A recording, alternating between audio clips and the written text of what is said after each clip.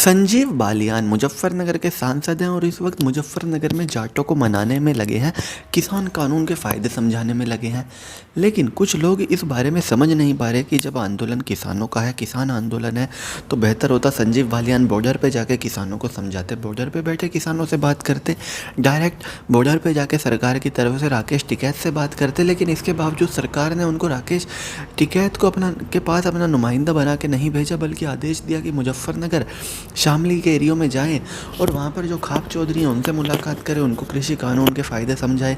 लेकिन जब राकेश टिकैत, जो उन्हीं खाप चौधरियों में से एक है, नरेश टिकैत है, खाप चौधरी हैं, वो उनके भाई हैं, जब वो गाजीपुर बॉर्डर पे बैठे हैं तो ऐसे में बाकी खाप चौधरी कैसे संजीव बालियान से मिलेंगे?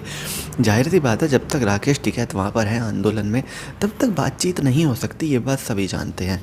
लेकिन इसके बावजूद संजीव बालियान को भेजा जा रहा है और अब जो लोकल लीडर हैं मुजफ्फरनगर के, जो जाट जाति से आते हैं, उनका मानना है कि ये चाल है जाटों को जाटों में भिड़वाने की तमाम कोशिशें की गई। पहले आंदोलनकारियों को खालिस्तानी बोला गया, आतंकवादी बोला गया, फिर इनको जाट आंदोलनकारी बोला गया, फिर जाट वर्सेस जाट करवाने की अब कोशिश है और एक तरह से 35 वर्सेस 1 करवाने की कोशिश हो रही है।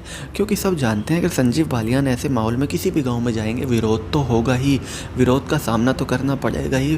संजीव बालियान ऐसे नाजुक वक्त में विरोध से नहीं भाग सकते। कोई भी भाजपा का नेता हो, जो भी सरकार की बात लेकर जाएगा, जब तक राकेश टिकैत आंदोलन कर रहे हैं, जब तक राकेश टिकैत गाजीपुर बॉर्डर पर हैं, वो अपने विरोध प्रदर्शन उसके खिलाफ होगा। ये बात तय है। मुजफ्फरनगर ज़िले में शामली के एरिया में, बागपत के बहुत से एरिया में ये बात आप मान के चलिए, और आप ऐसा नहीं कह सकते कि आपका विरोध नहीं होगा।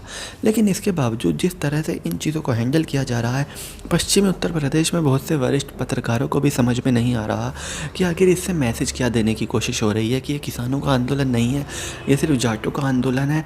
और अब जाटों से भी लोकदल पे आ गई है बात कि ये सिर्फ राष्ट्रीय लोकदल का आंदोलन है, राष्ट्रीय लोकदल का भारतीय किसान यूनियन को समर्थन है। जबकि जो लोग ग्राउंड पे हैं वो हकीकत जानते हैं कि लोकदल ने तो ये आंदोलन शुरू भी नहीं किया। ये तो राकेश टिकैत गए थे, पंजाब से शुरू हुआ आंदोलन, भारतीय किसान यूनियन शामिल हुई और तब जाकर ये बड़ा आंदोलन बना। राष्ट्रीय लोकदल तो एक पश्चिमी उत्तर प्रदेश की वो पार्टी है जो समर्थन देती है चाहे किसी भी तरह का किसान आंदोलन हो। लेकिन अब जो मैसेज देने की कोशिश की जा रही है पूरी तरह से पश्चिमी उत्तर प्रदेश में, ये कहना गलत नहीं होगा कि जयंत चौधरी ने पिछले 6 महीने में जितनी मेहनत की है उसको ख़राब करने की कोशिश की जा रही है।